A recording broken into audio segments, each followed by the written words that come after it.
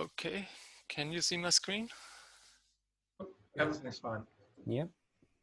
Okay, so I will talk about how recipes work in plots. I will go through the blog post I made yesterday, but I will probably skip some things and go through the examples a little quicker to focus on the internals at the end.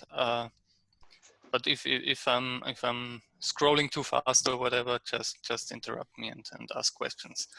So basically, a really quick overview of the Plots ecosystem. At the core is the Plots package. It has some dependencies, plot utils, recipe space, which I will talk about today. And now basically the sorry, the interaction between recipe space and plots, and some extension packages that uses this recipe system to extend the functionality of plots. So just for a little bit of motivation and explaining the recipe syntax and so on. So recipes are a way of defining custom visualizations for different plots without directly depending on plots. And so it exports the recipe space, it relies on recipe space, and it exports the at recipe macro, which under the hood defines a new method for apply recipe, which is then called in plots. That's basically it. There are some more convenience macros like add series, add user plot, add shorthands, but we'll come to that later. So as a first example, suppose we have in some package or in our personal code a user-defined custom struct, let's call it result of some simulations with the field for data points x and y and some measure for an error.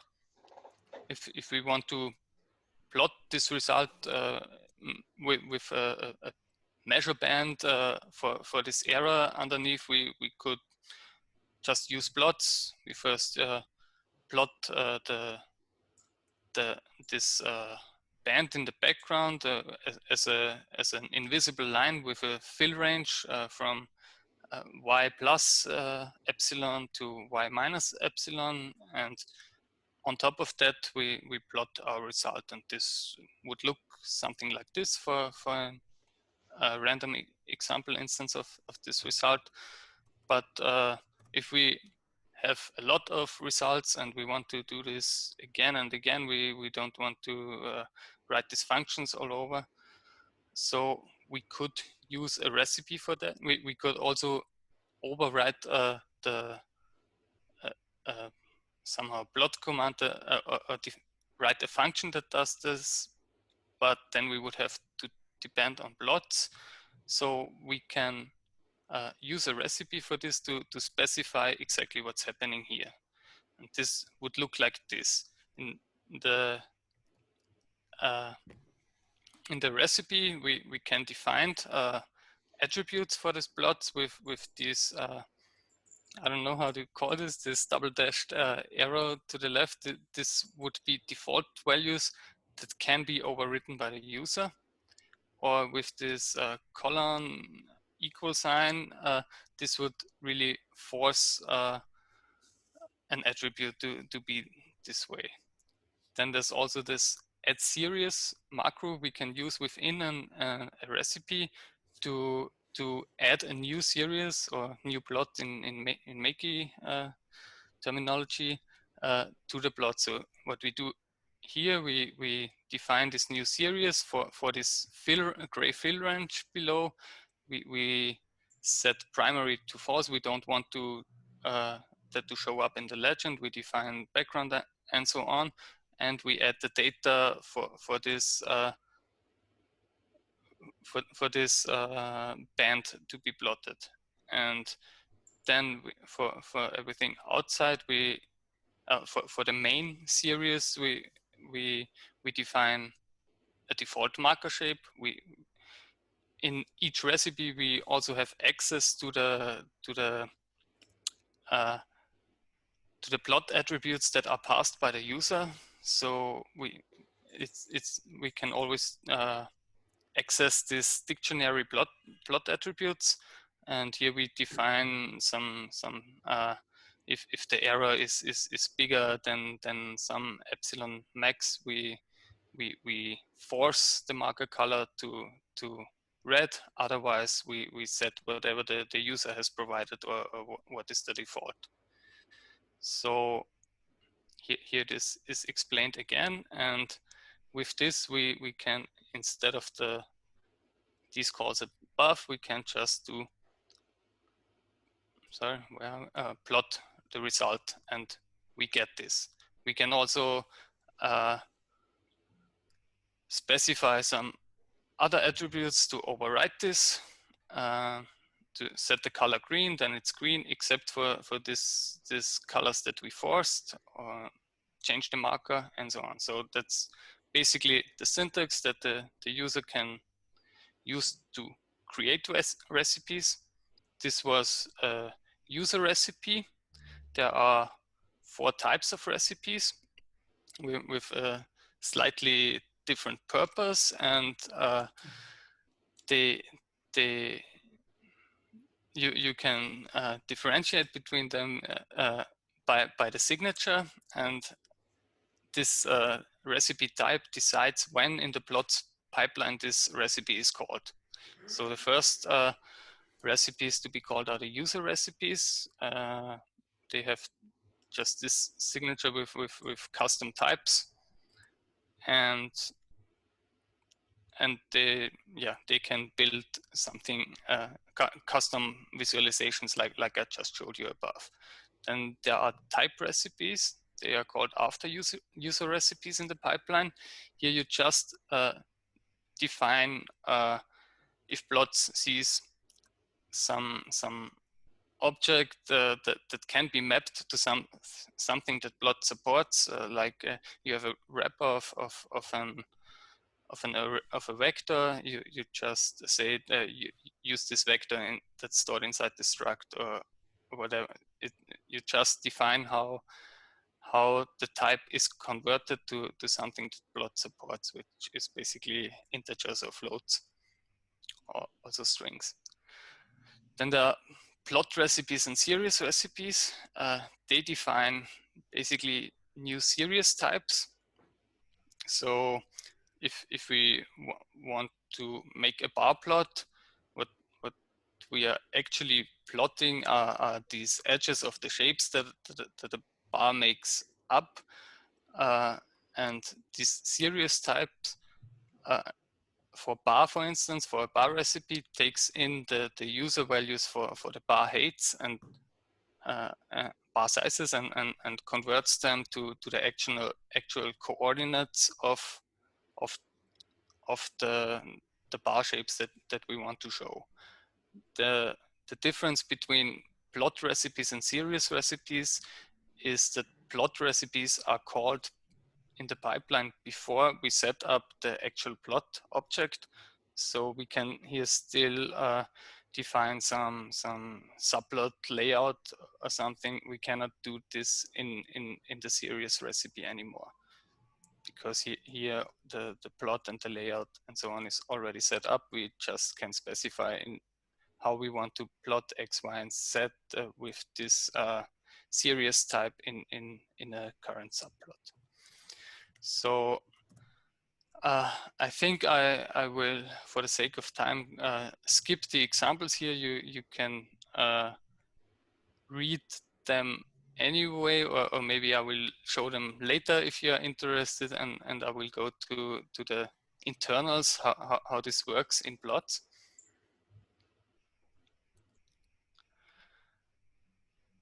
So, and in recipe space. So in recipe space, as I already said, the add recipe macro defines a new method for the function recipe space apply recipe. This is called by plots, this function. So the add recipe macro defines a function that is with the signature plot attributes with which is the dictasis of attributes that is passed by the user or has already been processed by recipes called before, and the arguments that we used in the recipe definition. We don't care about this function name here. It's not used in recipe space. It returns a vector of recipe data. Recipe data is a struct defined in recipe space which stores plot attributes, which are basically the keyword arguments, so this dictionary, and the args, the arguments that we return in our at recipe definition. Yep, we've talked about this. Plots will then, so if this recipe data is returned, plots can then again apply another recipe with a different signature on the arguments. So with the signature on the arguments of this returned recipe data struct, and yeah, that's basically how it works. But I will go through the pipeline here. So in plots, in plots, what we are doing, each plotting command or scatter command at some point goes through this core plotting function underscore plot, which has the arguments of the current plot that it adds to, the plot attributes that are passed by the user, so the keyword arguments in this plotting function, and the tuple of arguments that are passed to plots. And this function basically holds has the entire processing pipeline of plots, and I will go through the main steps of these functions now. So first, before we call these functions, we call a function called preprocess args. Actually, we call this after we apply the recipes in each step. What this function does is it replaces aliases of keyword arguments, like LC is replaced by line color, and types unconverted. If so LC equals nothing is replaced by line color equals invisible, basically, and magic arguments like marker equals red circle, and 8 expands to marker color. Actually, it expands to marker color to the RGBA value of marker color, and marker shape equals circle, and marker size equals to 8. So this is after this is called before we process the recipes, and during the pipeline after recipes are applied. So we can in the recipe define something like line color is red, and we nothing, and plots knows that we mean this. So in the first step, we process the user recipes. Here we call the function process user recipe. We first, this function takes the current plot object, the plot attributes we have passed by the user here, and the arguments.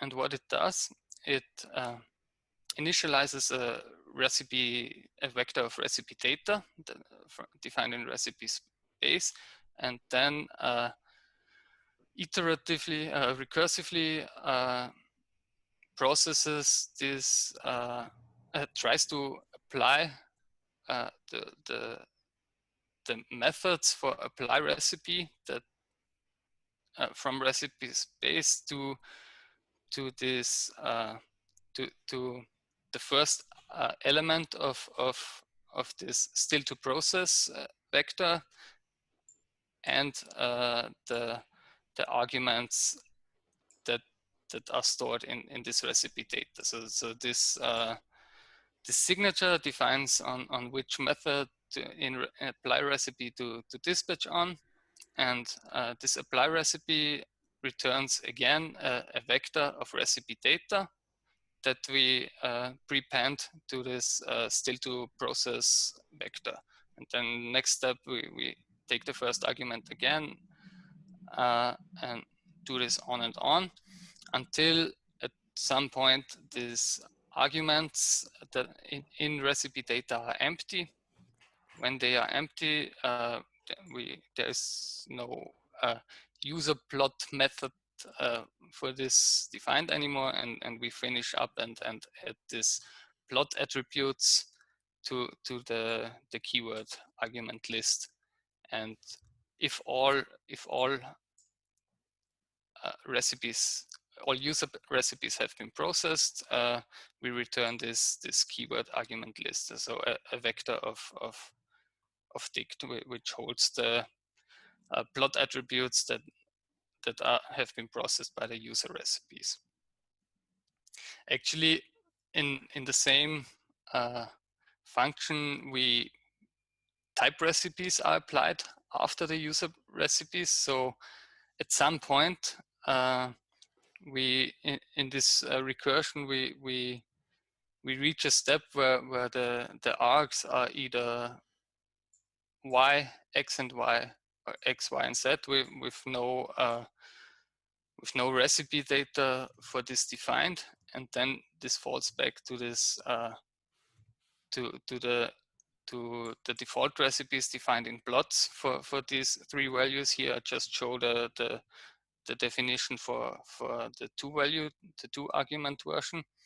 What this does is it calls on each element of these arguments apply type recipe. Apply type recipe is also defined in plots, and it looks like this. So if the vector is a value of is a vector an array storing ints or floats, we just pass it through. We don't do anything. For other stuff, we try to apply the recipe with the type recipe signature, which you can take a look above. And if it's a vector of some kind that is not integer or float, we try to element-wise apply a type recipe that transforms, for instance, date times to some numerical value, and also returns a formatter that. So if we plot date times, plot sees just some integer, I think, and then we have to also provide a format that transforms this format to the actual date time that it corresponds to, and a string that shows this date time. So if I'm too quick or confusing, just ask questions. But is it correctly understood that this type recipe, that's similar to Simon's idea about a translate or the convert argument? It's just, yeah, it takes in some object and it spits out that. So so that means that the more advanced user recipe that can specify multiple series with multiple different attributes, that's not currently covered in the Mach-E framework, right?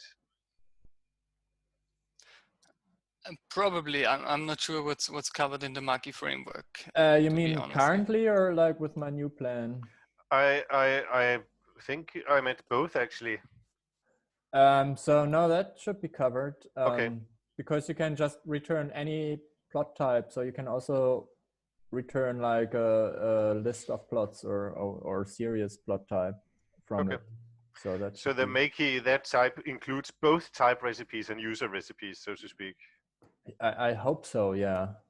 It should, but yeah. Okay. I think so. Yeah. I mean, maybe I will go to up to example what is great about this. And I will finish this section. So if in this recipe we try to apply type recipe to get new converted values, and if it is changed, if any of the arguments have changed, we return this, and the whole recipe processing is applied again on this signature. We end up again in here in this function, and until at some point we did not replace any x or y values, and then we dispatch on the default slicing recipe, slice it recipe. What this does, it actually writes the x and y values into plot attributes with the keys, so into the dict, and it returns no arguments, so that above here we end up at some point with empty arguments, and then we can finish up. And, what I wanted to show for these type recipes now quickly, these examples, how this recursively applies. One moment. So we can define a custom struct storing my vector, and then we just define such a type recipe that says whenever you see such a my vector, just plot the vector that is stored inside. And this then works like this. We can define another wrapper that stores anything inside, and here we wrap this already wrapped my wrapper into my other wrapper, and so this recursively goes through the pipeline, and it works again. And for this, so everything composes nicely. And for the element-wise conversion of arguments, I showed here an example with a simple time type with hours and minutes. We want to translate it to a number that plots can show. So we translate it to the minutes that have passed since midnight, and we define a formatter function that for if it sees an integer, tells us what to show for the tick labels. And so we transform this integer again to a time type, and then this string to show it. And what this does, if we define some random instances of this my time type and some values, we can just plot these times against values, and we have here this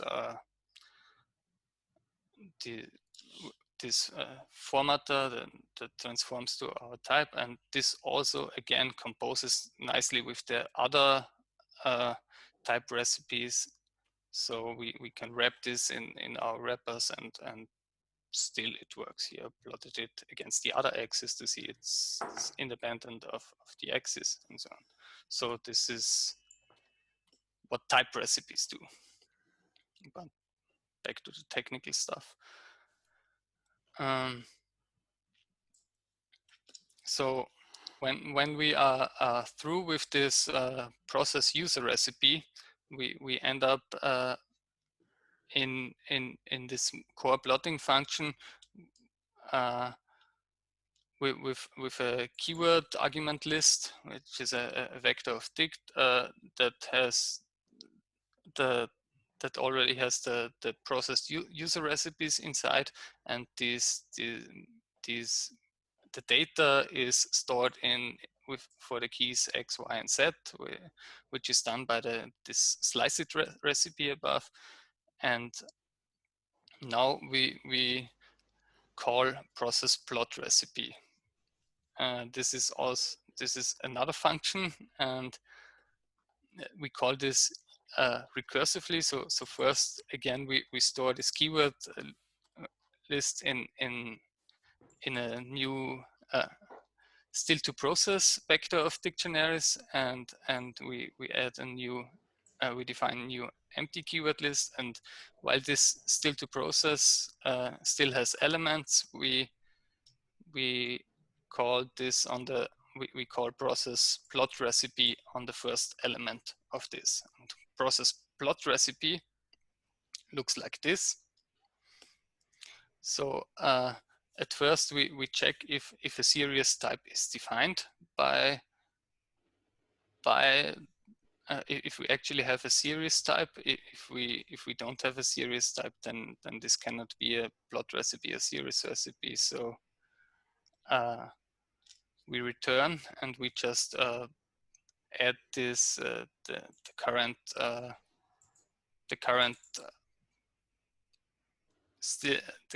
current next keyword dictionary to the keyword list. Otherwise, we try to apply the type recipe here with the plot recipe with the plot recipe signature.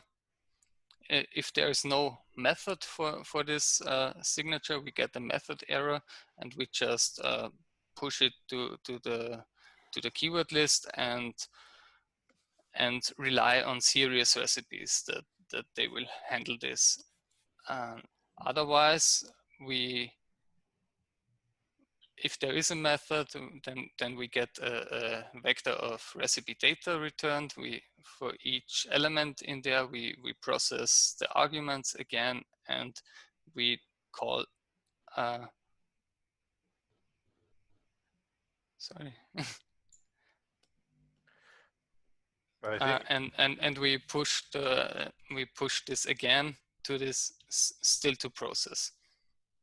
So outside that we had here, and we have to run into this again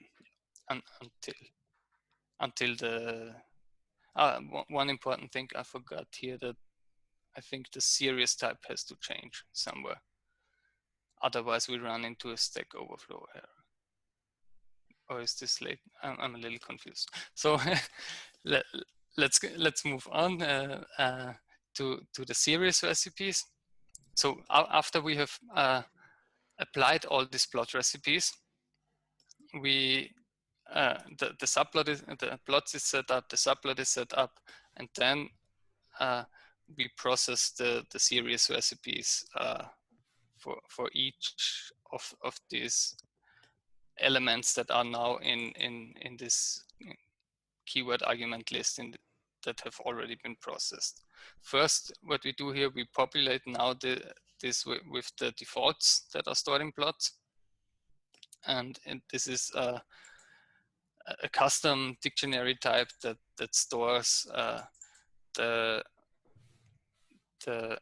keywords that have been set by the user or have already been processed by other plot recipes, and the defaults. So in the series recipe, we can still override defaults and know which type of which attribute has been passed by the user, or which is a default that we could override. So in this processing, and then we call process series recipe with on this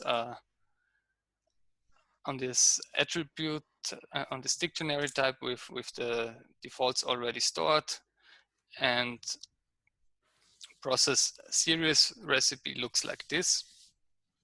It again calls applies this apply recipe recursively until the series type is supported by the current backend. So if it's supported by the backend, we just finalize and pass everything along to the backend.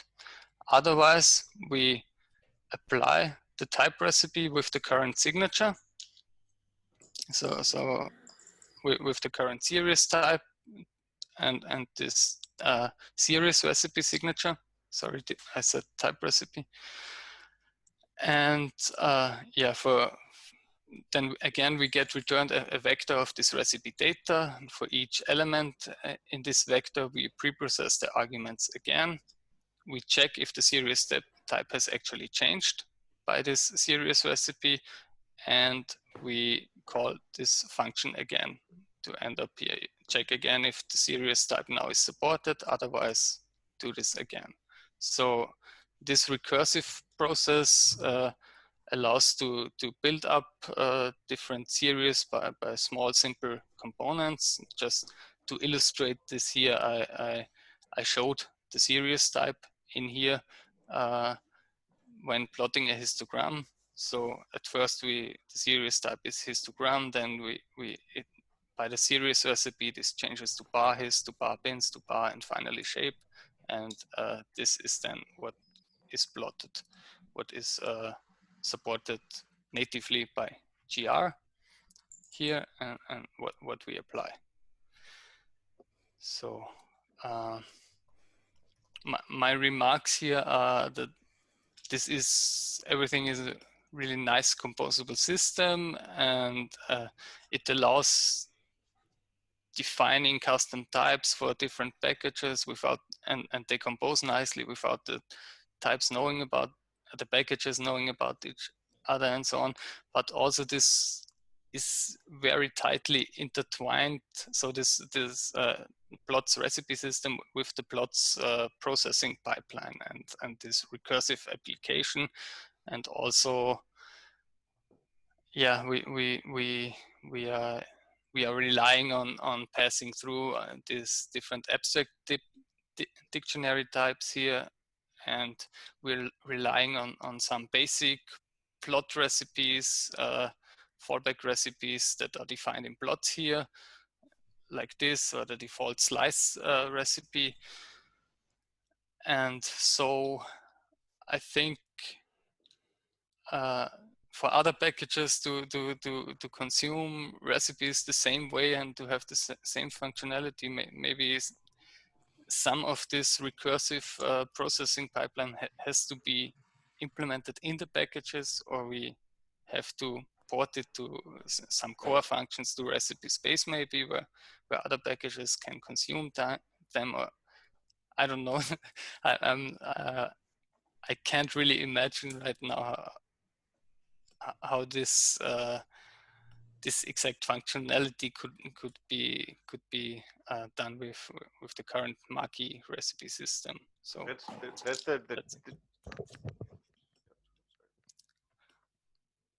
sorry. Yeah, sorry. I was just going to ask. Add that.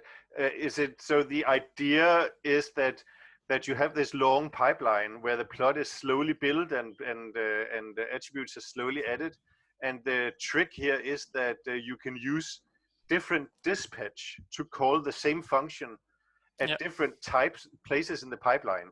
So by changing the dispatch signature of your recipe, you actually decide at which point in the pipeline are you going to go in and interfere with the process, and that means that you can decide at which level you're changing things.